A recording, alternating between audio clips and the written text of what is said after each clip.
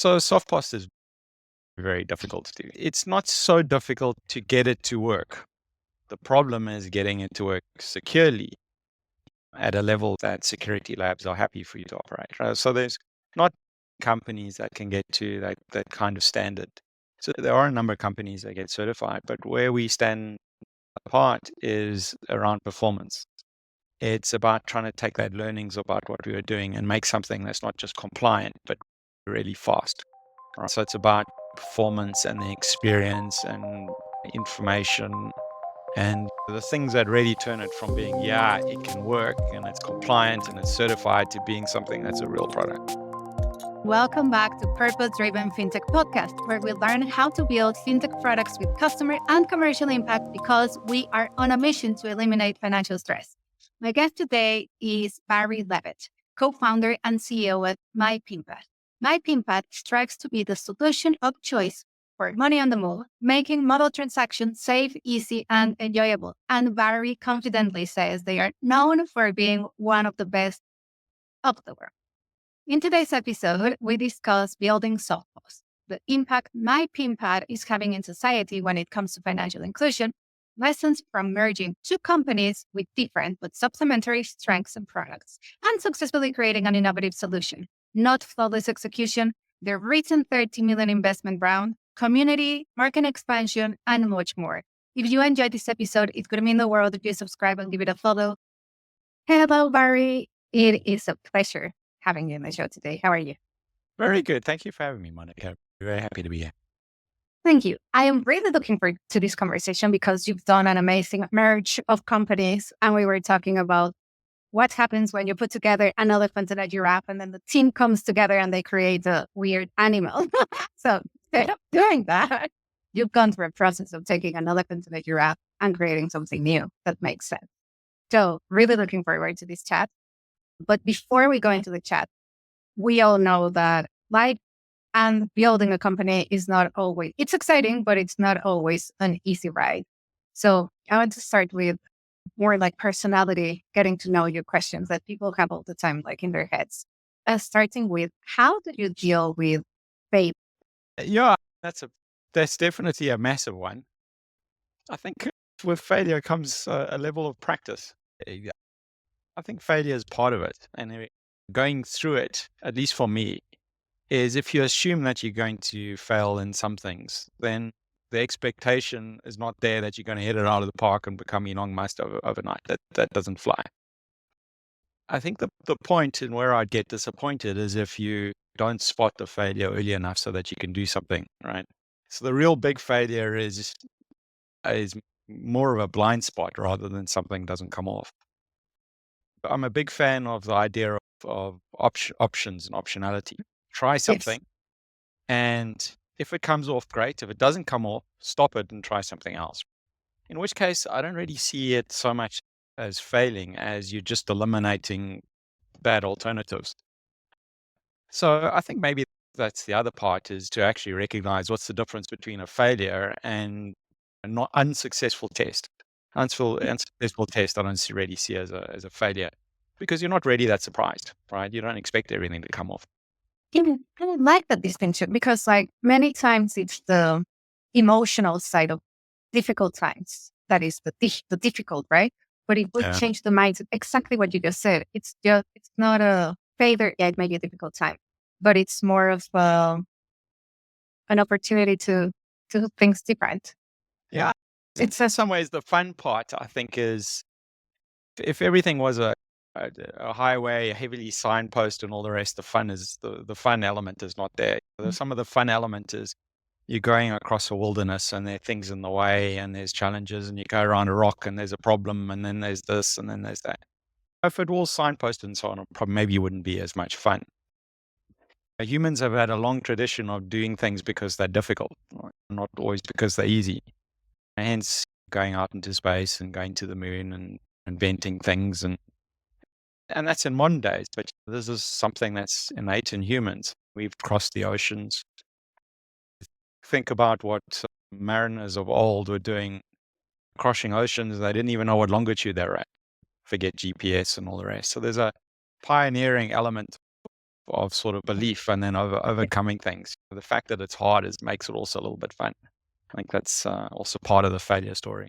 Yeah, I think you're totally right. It's part of the human spirit. Like you're right. Like hundreds of years ago, people were just like, "Oh, and we're going into the oceans, and we discovered this new continent. Oh, we'll get lost in the meantime," and they did. Yeah.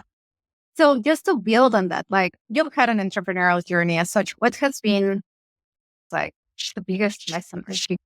I think the most surprising thing is what you can do with very limited resource. I'm thinking very much the Spark as a sort of experience, and it comes on a dedicated focus and a great small team around you. You can do a phenomenal amount with the right few people and not that much capital. And I think that one has been quite useful to me, and particularly dealing with other entrepreneurs that are just starting out, going, you don't have to raise huge numbers to get going. Just do something and show it and then get response and do the next thing and see what happens. And if you fail, you're not failing that big because you haven't raised a huge amount of capital. I think the more difficult way is to raise huge amounts of capital and you haven't done the early parts because you'll burn through it too quickly and you haven't learned to integrate deals. I think it's been a great benefit not having a lot of capital and being able to scrounge and do what you can, learn what bootstrapping is about. I certainly got to know the technology a lot better as a result because everybody has to do something directly. And I think that's probably it, is how far you can get with just will and the right small group of people. It brought me back to my tandem days, the very early stages where it was like very small team, but we were like a big challenge and you had to figure things out. That's it. Yeah. You didn't have the big corporates behind you and the big team. It's like, yeah, you just It's you terrific. get your hands dirty. Yeah. And the other part is if you do that, you can fail 4 times. You can get different groups and you can fail 4 times because you don't have a name yet. And not having a name is quite beneficial because it doesn't matter if you raised huge amounts of capital and everybody's backing you and so on, and then you failed. You're a public presence. But use that opportunity to explore, find out what you're good at. You might find that the sector that you're in is completely wrong, that you need somewhere else, that the technology you're doing should be in a completely different sector and field, or you should be doing something quite different. So the other part is it allows you to fly very much under the radar and do the experimentation, right? There's not a lot of downside. That's the thing. Just fail fast and go to the next thing. Failure is only a function of how far you fall. If you're not up in the sky, you don't hurt yourself so much if you fall. You're only a couple of feet off the ground, you don't hurt yourself that much. Yeah. And even if you are up in the sky and you fall, it might be painful, but I'm sure you will learn something. That is true. Yeah. Awesome. So moving a little bit more like on topic as such, what has been the role and purpose in your journey as such? Yeah, a big thing. I'm from South Africa. My co-founder of SmartPOS from South Africa. He spent a lot of time in Africa and so on. Africa is in the heart. I'm in Southeast Asia, also Southeast Asian emerging markets, spent a lot of time around there. And a lot of it is financial inclusion. But we were looking at different ways that we can play. That was the sort of the North Star. We were looking at ways that we could do things in remittance, in cross-border payments, in currency trading, a number of different things. And what we actually landed on is the ability to provide agency banking and payment services, because you're really trying to bring the ATM to the people. That's a little bit what it is. Because in many countries, for example, Philippines and so on, more than half the population lives outside of cities. And so actually even an ATM, which is convenient, is not that convenient. Because you then still you have to get into a taxi and you have to go and somebody gets, it's $100, but it costs them $3 to go and get the $100. That's not great. We can do better than that. That's where a lot of this started. It's very much around financial inclusion. but we didn't have a big fixation other than financial inclusion as to exactly how to do it, because nobody can solve financial inclusion by themselves. Yeah. You have to find some piece that you can play that's part of kind of the community project of financial inclusion. I love that. It's a community project Yeah. of financial Yeah, inclusion. Yeah. 100%. 100%. So tell us a little bit more about like you and Mypinpad. Like what do you guys do and how does it fit within the financial inclusion community? Yeah. So the kind of the story forward, I came from SmartPesa. So last year, Mypinpad and SmartPesa did a merger. It was a case of if you can't beat them, join them. And with that comes some kind of scale. So where we've been overlapping is providing very much payment services, a lot of what we call SoftPOS, which allows merchants to accept card payments on a phone. When you go to a checkout and they put the card into a machine and they press the buttons and out comes the paper. Rather than having one of those machines, those terminals, those payment terminals, then they actually could just use the merchant's own mobile phone, right? And then you run contactless payments on that one.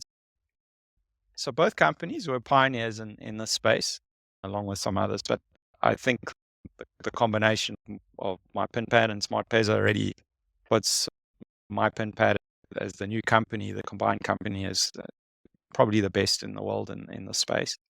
And then we still provide other payment services, terminals, agency banking, and along with some of the other pedigree, which is a little bit less known, as well as authentication services. So a range of different things beyond, but we're known for this as being the SoftPOS guys. I'm just going to build on what you said that I'm like, oh, that was very confident. That you used the word, oh yeah, and we're known for being some of the best of the world. I was like, I like that attitude. Why? Why are you known as being like within the best in the world in what you do? So SoftPOS is very difficult to do. So it's not so difficult to get it to work. The problem is getting it to work securely at a level that security labs are happy for you to operate. Right? So there's not many companies that can get to that kind of standard. And when you get to that standard, and other companies have done it, we're not the only ones, right? So the number of other companies are what they call certified, which means they've gone through lab and they get certified either by PCI or by each of the schemes, MasterCard, Visa, and such. So there are a number of companies that get certified, but where we stand apart is around performance. What we realize, and this is a little bit in your intro, where we're talking about the elephant and the giraffe coming together, and not trying to create a strange hybrid animal, but actually create a new animal, say a rhino. It's about trying to take that learnings about what we were doing and make something that's not just compliant, but really fast. Right? So it's about performance and the experience and information and the things that really turn it from being, yeah, it can work and it's compliant and it's certified to being something that's a real product. Unique. And and that's that kind of go to market. That's the difficult part, and particularly for our customers, often acquirers, is to end up with something that's very compelling. Cool. And then you just touched again on the elephant and the giraffe.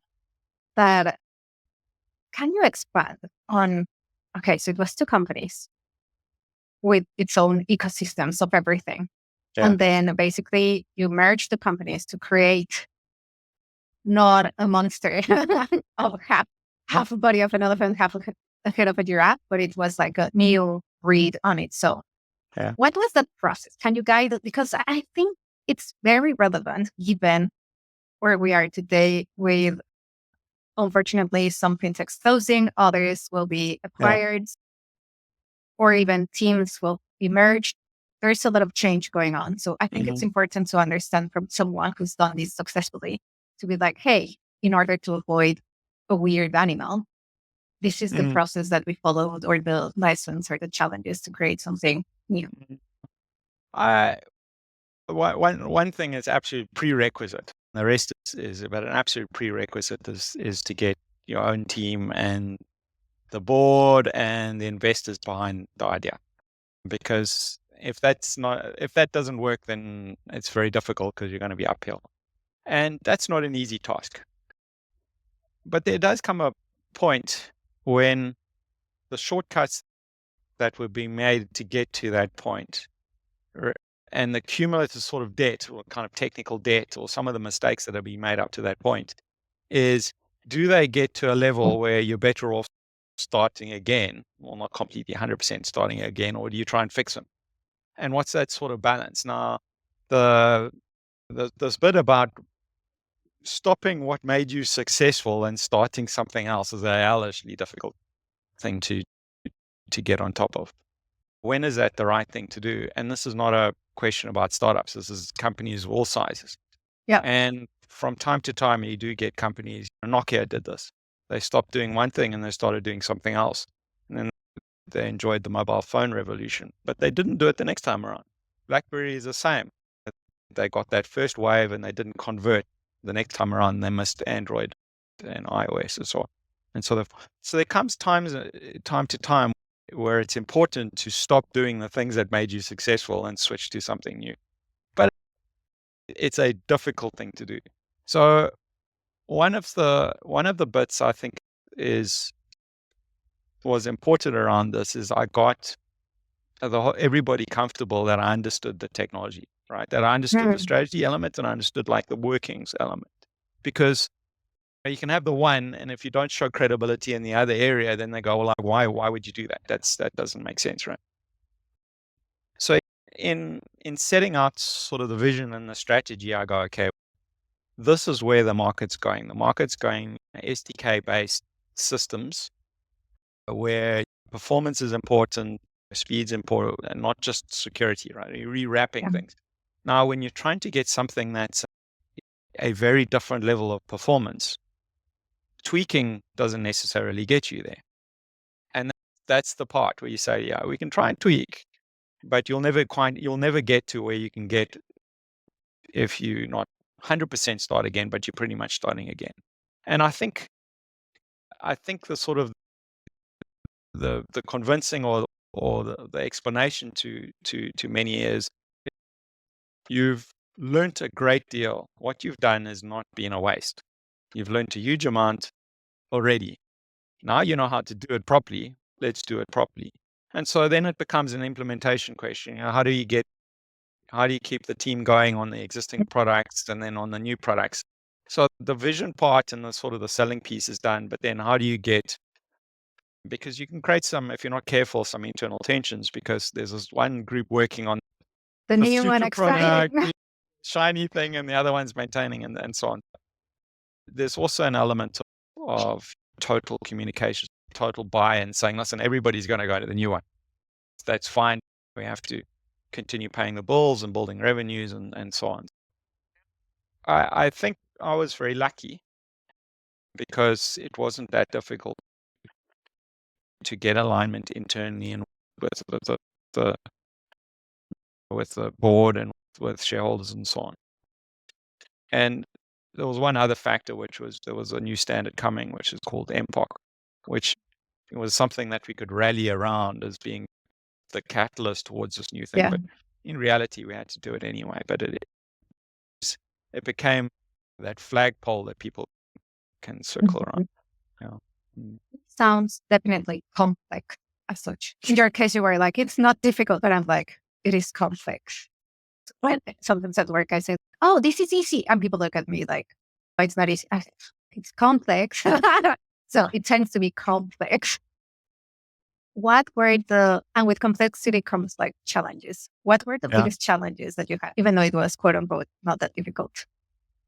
Well, the buy-in, the conceptual and getting the vision and so on is there. The execution is a complex piece and certainly not flawless. Like anything, maybe if I ever did this again, maybe next time it would be better. So it's certainly not flawless in any shape or form. I think some of the things that we did maybe is we did a lot of communication through, particularly from the merger, but we carried on kind of the internal communication quite a lot, trying to explain this. We had the offsites that you need to do. So that's some of the things that went well.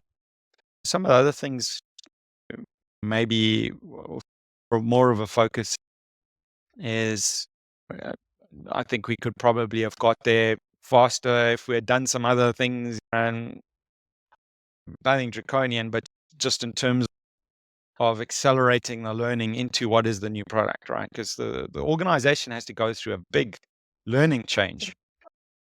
Yeah, and as to what the new product is, like why and how that can work, because it only really works. People only change if they want to change. Yeah. It doesn't change because the boss says so. So it's got to be, that they want to, and that vision, you think you're communicating it well, and sometimes you actually find out not communicating it so well. So certainly not flawless. I'm sure others, but I relied on a huge amount of the management team. They carried a lot of the sort of the front part of what they're doing and passing on the communications element. So it's not me. By no means, I'm the chief guy. It's the full team, the Yeah. entire company. This is change process is literally the entire company. Yes, I love that you're talking about all these because I don't know. There's a thing we don't talk that often about. It's not flawless. It is Yeah. not. For example, I don't know if I'm interviewing someone for the team and they ask me, "Oh, do you guys do this, the other?" And I always say, "We're not perfect. We're not perfect. We're doing this and the other. We're not perfect." But I think openly, like social media, this, the other, like the conversation is more like, what did we achieve? And then I'll go into that conversation with you in a minute. But it's always about the fundraising at this and the big project rather than it, it's not flawless. Yeah. Like, and it requires, exactly like you said, like the chief, but the whole management team and then the whole team to build this thing and to make the transition, to make the change. And I wanted to go deeper on that because sometimes when we're going through change as a company, there's frustration. You can feel it in the air. Like C-levels are frustrated, the other heads are frustrated, people working. It's like frustration because it's difficult, it's complex, it's not moving as fast, but you use the right word that it's like people need to want to change and it's all about communicating vision. Yeah. How do you do that? It seems like you've done that successfully or that you've got experience in communicating that better and better. What's your thinking process and your approach when communicating such big change? Sure. Again, I've got a communication style and it works for some and it doesn't work for others. I start with big picture and then I give anecdotes and I give stories. And I've been told this does not work for some people. Right? Some people it works and some other people. Well, the secret there is to find out your translation agents who can translate it into the other way of saying it and explain it to you, so it cascades through the organization. And so that's the one part. But that's the one direction of communication. What I've also found that's maybe even more important is to find out what's communication in the other direction, because then you actually find out about some of the emotional sides, the fears and so on. Are we really trying to, so you can address them, but also feedback saying, I don't think we should design the thing this way. I think we should engineer it this other way. And maybe they're right, in which case you go, okay, that's good. And what we've been trying to do, but not that successful, is when this happens, you give kudos, internal kudos, and you actually shout it out to the individual or group that did some of that work. I think from a kind of a cultural change, and this has really happened very much recently, is empowerment of the teams to drive their own agenda. All right. But we had to set up a number of things in order to get that to happen, saying, okay, now the roadmap is now in the teams. And so they own the roadmaps, they own the so on, and then the leadership team is looking out much further than that. So the communication, I think, has been more 360 or kind of multi-dimensional at various different places. I've tried to keep my door open all the time, and then to management as well. And we do a lot of kind of other team building things, which are not just about work. Some just fun things, kind of coffee times. We're trying to recreate a little bit the water cooler type aspects. It could be purely virtual, and like quiz games and other things as well. So it's some social aspects as well. Yeah, which can be very fun. Like I have our tech team, like sometimes on Fridays, somebody posted and it's like, oh, we're about to play this game. I'm not a gamer by nature, but I was like, okay, join today. I had the most fun ever. Like Friday afternoon, playing all these games and quiz and trivias, everything online. I was like, this is super cool. Exactly, cool. Especially if we are partially or fully online. So that's still super important. Yeah. Yes. So going back to the success that I was like, we only talk about success in the industry. So you had a big success recently and you closed a 13 million investment round. Congrats. And what does that mean for the future of Mypinpad? What's next?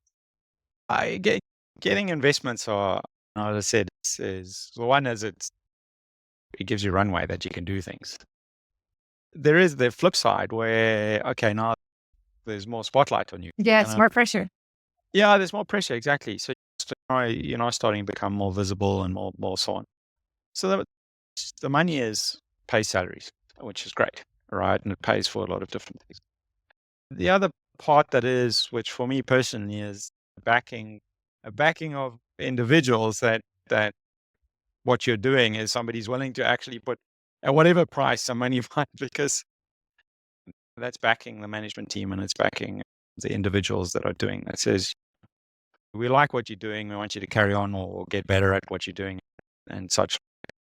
For me, and you asked a little bit about motivations. A part I didn't cover so much is I'm very much about the journey, not the destination.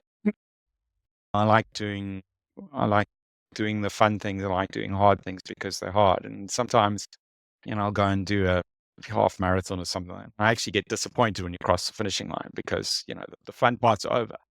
Okay, well, but there's the bit of, okay, it's a milestone in a journey. It's not the thing, right?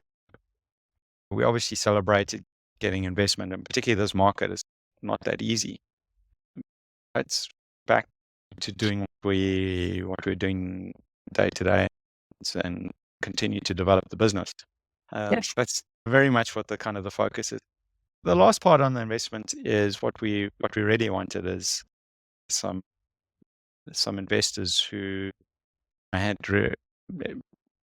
a lot of experience in the industry, and particularly in the payment industry. So very happy to get CrossFin to come on board, because they're certainly in Africa and South Africa, like the guys in the payments industry, but well known around the world. And they've been terrific as shareholders and continue to be. They send me messages every other day. And so we've become part of their, what they call Armada. So again, it's the community aspect. Increasingly, what I've come to realize is the success part, and in fact, the enjoyment part is very much linked around community, and it's not a solo exercise at all. And even if you win solo, it's not as good as if you build something as community type basis. Yeah, I love that ethos. But it's more than building something together, because I think we see a lot of leadership within the companies, like we're together, team. But now you're saying, no, it's like the community. It's not just one company. It's the ecosystem acting as a community. Correct. And that makes... Yeah, and I think for a lot of, maybe this is the advisory piece, is you can end up with a much better product if you think community. Because what it also means is, how does your product fit with other people's products? Because maybe the combination is better and it's designed, and you've got two companies, you're not really thinking about it, but maybe you can combine the products and do something. So if you're thinking things much wider than your own company, you may end up with actually much better kind of traction and stickiness as well. Yeah, that applies across verticals, across Yeah. industries, across everything, which is Yeah. awesome. 100%. Yeah. And then I wanted to expand because, like, when we're talking about community, it's like we were talking about success in South Africa. You also have multi-geography presence. Yeah. Market expansion is hard. Having people Yeah. in different territories is hard. How have you How have you gone about it? What has been your secret to successfully expanding? Yeah. We're trying to be the world's smallest global company, truly global. So we've got, as I mentioned, we're 100% virtual, right? So we've got no offices anywhere, but we've got staff in 14 countries. We've got customers in well over 20 countries. I'm not quite sure what the number is, but and every continent except Antarctica. But I'm working on that one. I think uh, with the geographical part, it comes back into somewhat of the product is who's your customer and what's the product set. Because if you're trying to provide the solution all the way down to the last mile to the individual, then it's very difficult to do more than one geography, right? So you tend to be quite neat, and, quite deep, and you sort of concentrate. And that's absolutely a winning strategy. There are many companies that operate just in a single market and they do very well. What we've done is we've said, okay, we're providing not not the value chain to the individual. We're taking the value chain through the complicated, the difficult part, that middle part, the securing from mobile phone to the back end. So we're providing that capability and that payment capability to banks. And then the banks are responsible for that last mile, the interaction with the merchants, right? So that means we can provide and we can sell what we do and service and all the rest um, globally without having individuals in any particular country, right? So most of our markets where we sell, we don't have anybody. Some markets we've got people, we've got individuals, but it's purely many cases purely coincidental as to where they are.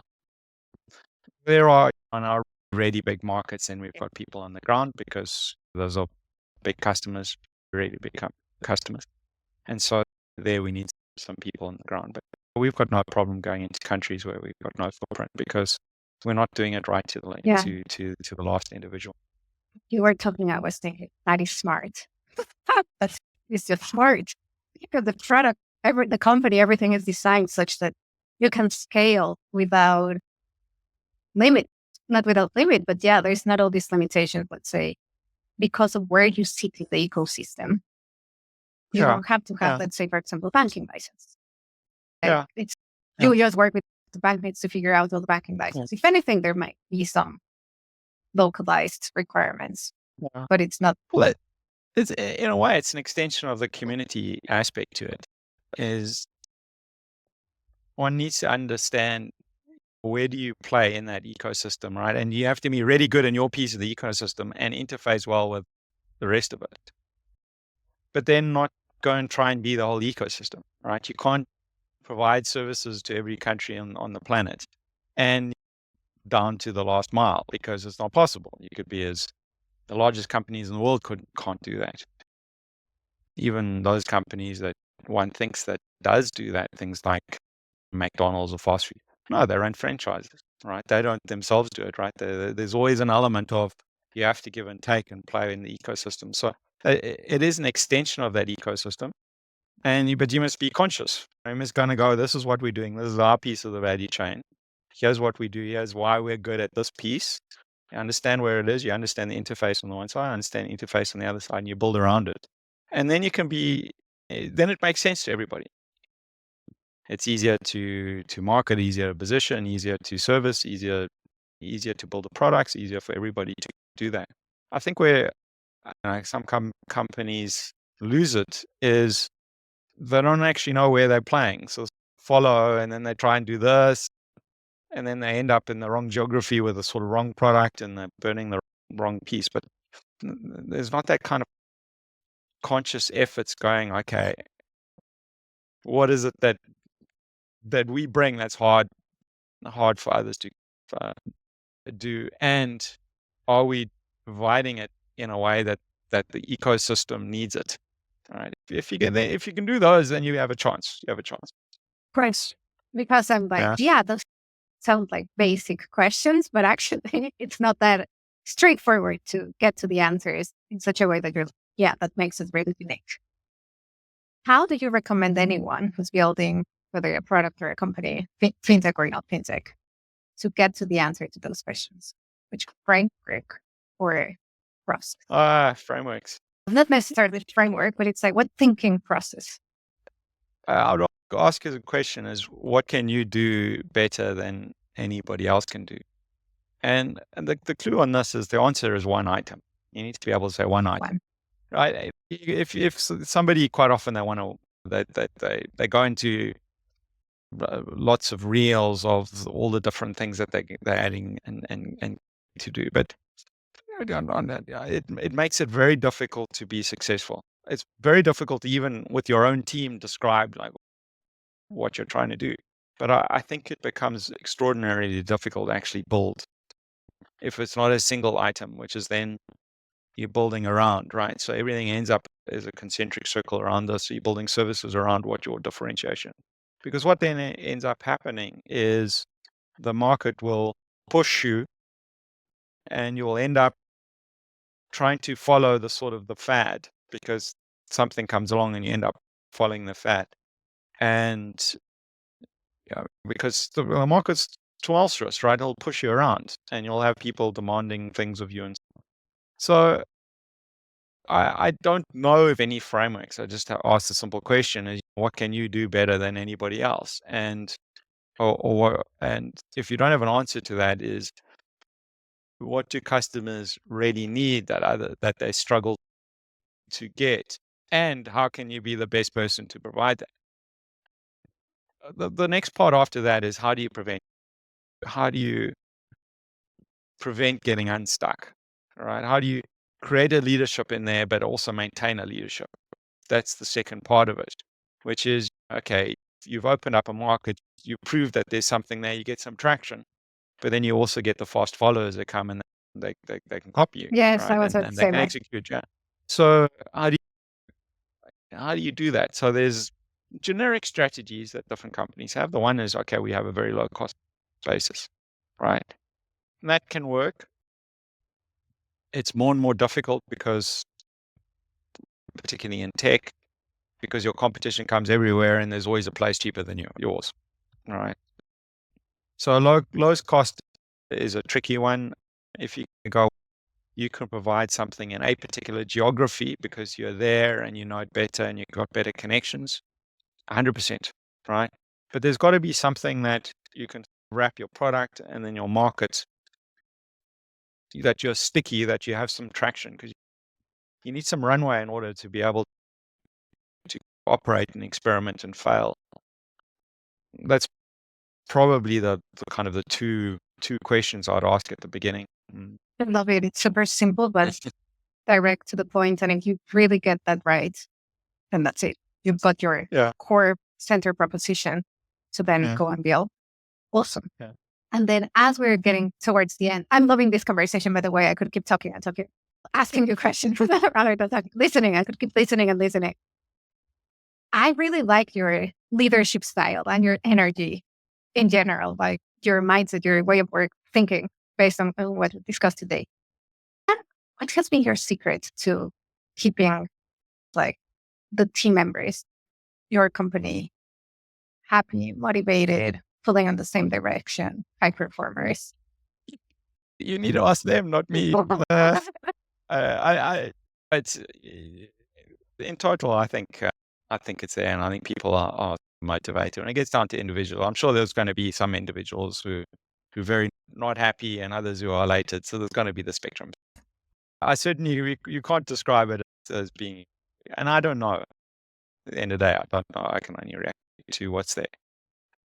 I yeah, I think there's a sort of the feedback that I've got from general, and this is not just staff. This is also uh, from the wider kind of community. Is there needs to be a big element of confidence in the leaders. So there's myself and there's management teams and such like that. That even if they don't know the detail, that there's confidence that this group knows what they're doing. I think that de-stresses a lot of the pieces. The next part is there's, I think Jordan Peterson was one, you clean up your room.